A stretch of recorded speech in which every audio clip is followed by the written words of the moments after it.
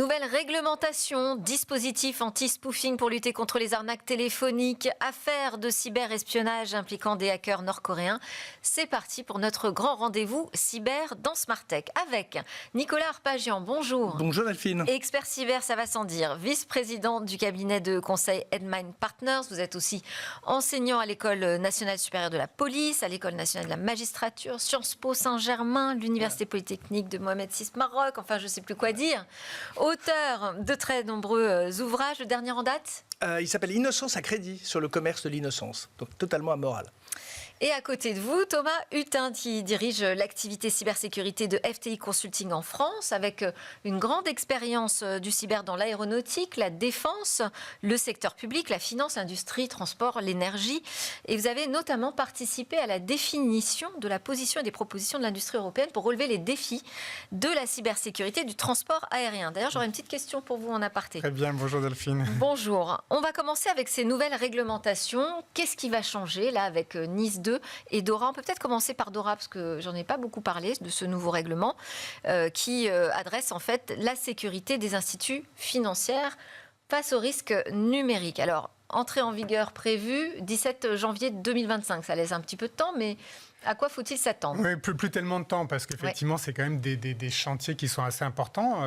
Moi, je trouve qu'il y a une certaine ambition derrière ce texte réglementaire, qui couvre beaucoup de sujets. Donc, il y a quand même beaucoup de choses à faire. Est-ce que les institutions financières, ne sont pas déjà les plus protégées en matière de cybersécurité? Quand on pense aux grandes banques, effectivement, grandes banques commerciales, qui ont un rôle effectivement systémique, effectivement, pour le pays, oui, elles sont bien équipées et elles travaillent sur ces sujets depuis longtemps. Après, la nouveauté aussi avec DORA, c'est que c'est l'ensemble des institutions qui travaillent dans le secteur financier. Donc, on couvre un spectre beaucoup plus important de sociétés, pas simplement les grandes banques auxquelles on pense naturellement, mais que ça peut aller effectivement sur des fonds d'investissement qui peuvent être beaucoup plus petits, ça peut être des courtiers d'assurance, ça peut être des sociétés dans le domaine de crypto. Donc, on va toucher effectivement à travers DORA des sociétés qui étaient tout simplement pas tellement régulées sur des sujets cyber jusqu'à maintenant.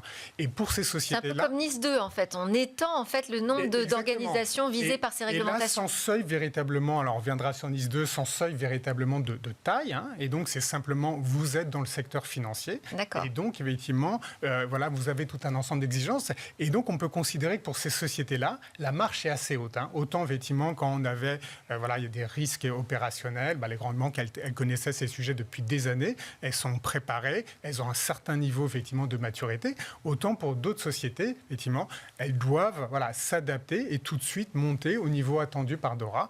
Et le niveau attendu par DORA, moi je trouve assez élevé. Il y a beaucoup de choses à faire. Quand on regarde simplement, quand on lit le texte, alors je ne veux pas faire peur à tout le monde, mais le texte, on voit qu'il y a beaucoup de sujets de gestion des risques, de tests de sécurité, des sujets aussi qui sont complexes.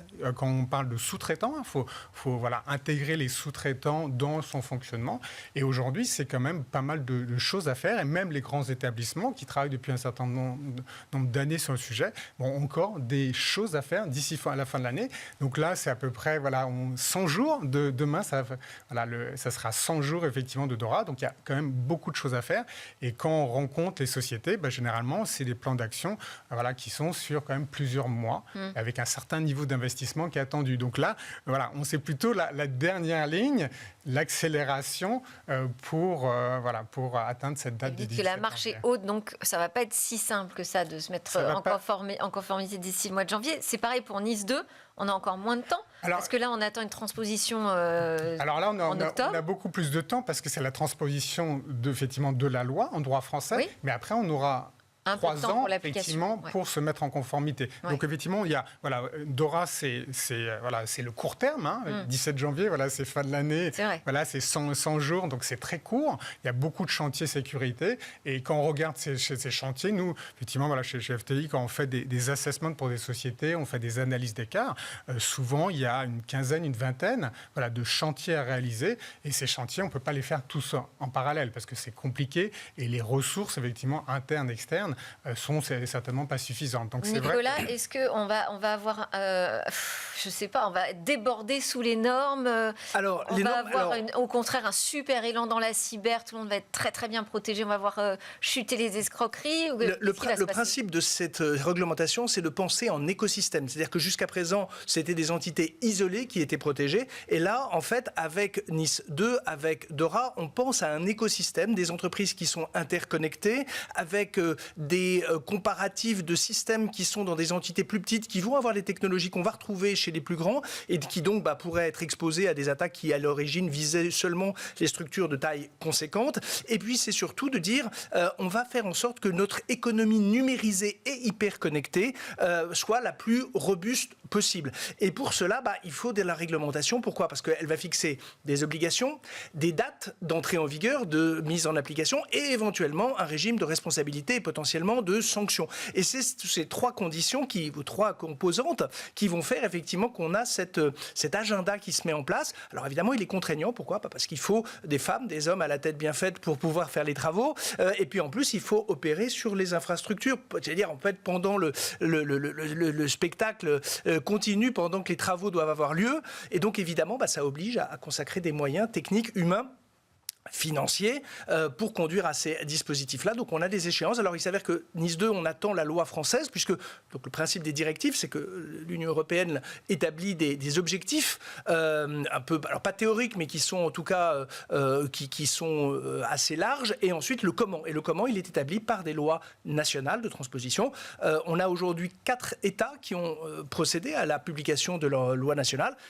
Donc la France n'en fait pas partie. Mais bon, en principe, le texte était prêt. Il s'avère que la dissolution a modifié un peu l'agenda. La date butoir, c'est le 17 octobre 2024. Alors, il est vraisemblable, vu la date du jour, qu'elle ne sera pas respectée. Vraisemblablement. Mais par contre, on voit bien qu'il y a quand même cette tendance. Et comme le disait Thomas, on a ensuite, après ces 3 ans, et d'ailleurs le directeur général de l'ANSSI, Vincent Strubel, l'Agence nationale de sécurité, a dit qu'il y aurait une tolérance, une compréhension. L'idée, c'est d'enclencher une démarche et de faire en sorte de tendre vers un résultat. Et ça, c'est donc évidemment, c'est assez vertueux comme accompagnement des entreprises. Il y a d'ailleurs, on peut le signaler, une plateforme sur le site de l'ANSSI, donc cyber.gouv.fr, mon espace nice2.cyber.gouv.fr, pour essayer de comprendre comment je suis concerné, parce qu'on rappelle que les entreprises... On parle de 30 000 organisations. Hein. Voilà, et elles doivent se déclarer elles-mêmes. Donc ça veut dire qu'il faut qu'elles fassent cette auto-diagnostic, auto-évaluation de leur posture, de leur positionnement. Ouais. Donc, mon espace nice2.cyber.gouv.fr a vocation à centraliser l'information sur le sujet.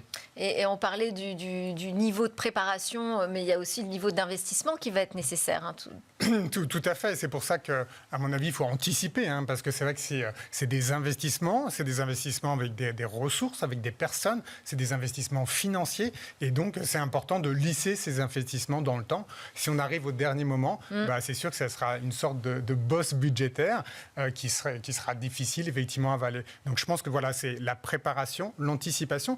Et puis il faut bien que tout le monde ait en tête que la cybersécurité, je pense qu'on est d'accord, c'est un chemin, c'est pas une destination finale. Donc il y a certainement un effort à mettre en place des mécanismes, des procédures, de la sensibilisation, mais après il faudra maintenir cet effort dans le temps. Donc effectivement, certainement des choses one-shot, je mets en place, et après, il faudra continuer à les opérer et continuer à les améliorer. D'accord ? Donc, on se situe dans un temps long, et on pense de toute façon que cette dimension en cybersécurité, elle ne va pas disparaître. Elle va faire qu'être croissante. En tout cas, c'est comme ça depuis le début. Mais je voulais qu'on passe à notre autre sujet, parce que je vois le temps qui passe. Alors, on a un nouveau dispositif. On sort de la réglementation, là, on rentre vraiment dans le concret. Dispositif anti-spoofing téléphonique. Je voulais vous demander, qu'est-ce qu'on peut en attendre ? Puisque là, depuis le 1er octobre, ça y est, les opérateurs sont obligés d'authentifier, en fait, de vérifier l'authenticité d'un numéro et de couper les appels frauduleux avant qu'ils n'arrivent finalement sur le combiné de l'utilisateur. Est-ce que... alors, il faut quand même rappeler que ça ne concerne que les lignes fixes qui pourront être authentifiés aujourd'hui. Mais est-ce qu'on peut en attendre un résultat avec une baisse des fraudes, par exemple, aux faux conseillers bancaires? Alors, c'était une escroquerie assez prospère. Pourquoi ? Parce qu'en fait, vous receviez un message qui apparaissait sur votre écran de téléphone comme émanant, en général, d'une banque ou d'une entité dite de confiance. Donc là, l'idée, c'est dans la main des opérateurs, effectivement, pour bloquer le fait qu'on ne pourra plus, j'allais dire, endosser l'identité d'une entité tierce, précisément pour éviter cette usurpation, puisque l'appel et l'affichage du numéro devaient créer le climat de confiance pour que le destinataire du coup de fil soit à même de répondre aux sollicitations, par exemple donner des coordonnées bancaires, des données personnelles. Et donc, en fait, on essaye de réduire l'aide... Alors que derrière ces escroqueries, ce sont quoi comme type de numéro ? Alors, en général, ça dépend. Des mobiles, c'est des numéros à l'étranger. C'est surtout que en tout cas, c'est pas celui de la banque en question. C'est surtout ça le véhicule. C'est-à-dire que de se dire que là, l'utilisation, c'est de réduire un moyen qui était à la main des attaquants, des pirates, des escrocs, qui sont avant tout là des escrocs, parce que la dimension technique là est au final assez modeste, et donc de faire en sorte de réduire les risques pour tout un chacun, monsieur, madame, tout le monde, d'être leurré par cet affichage initial et donc effectivement Mais alors ça marche pas sur les mobiles, ça marche pas sur les SMS, ça marche pas sur le RCS et on nous dit à la Fédération Française des Télécoms, en fait c'est hyper complexe parce qu'on se dit c'est pas très difficile à faire de vérifier l'authenticité d'un numéro. Si, parce que ce réseau téléphonique il a été fait pour connecter les gens entre eux et non pas pour des questions de sécurité. Là on est vraiment à un changement de paradigme aussi. C'est vrai qu'effectivement, et on a évoqué rapidement l'aviation, mais il y a plein de protocoles effectivement qui ont été conçus au départ pour communiquer et de choses ouvertes.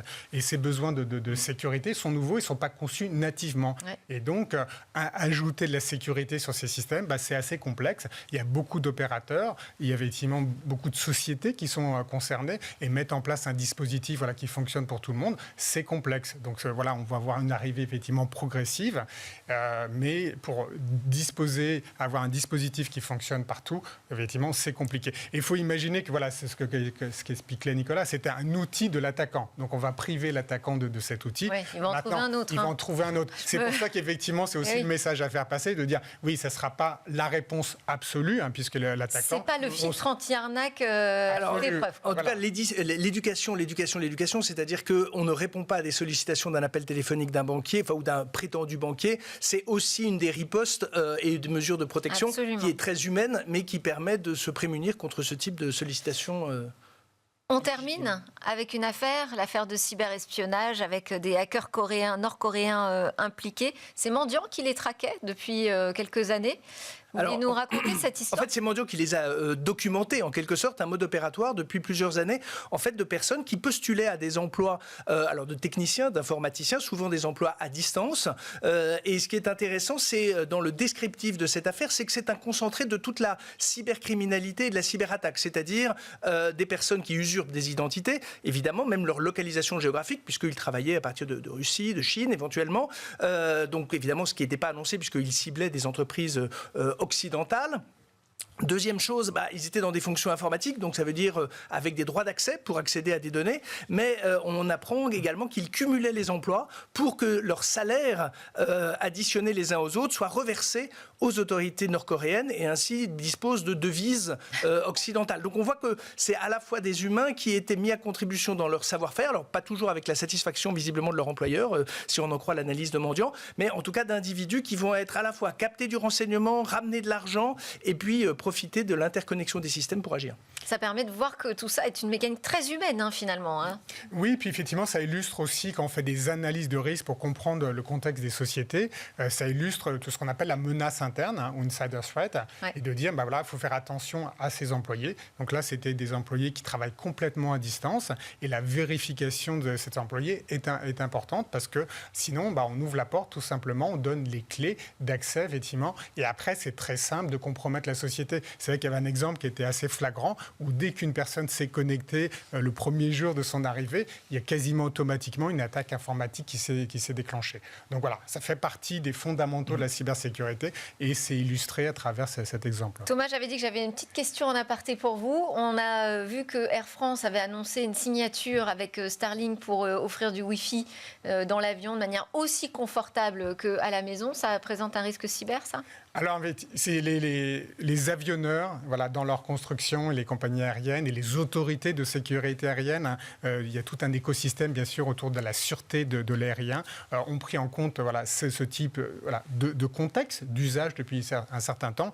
Et en fait, les données sont voilà, séparées, et tout ce qui concerne voilà, l'avionique, la conduite en fait, de l'avion, et tout ce qui concerne le passager, le métier de cabine, sont sur voilà, des infrastructures qui sont effectivement voilà, séparés. Voilà, il faut que ça reste comme ça, mais voilà, ça fait partie conceptuellement, par construction en fait. Voilà, c'est des infrastructures effectivement, qui sont séparées. Merci beaucoup Thomas Hutin donc de FTI Consulting et Nicolas Arpagian de Headmind Partners pour vos éclairages. Merci. À très bientôt. Merci Delphine. Merci Nicolas.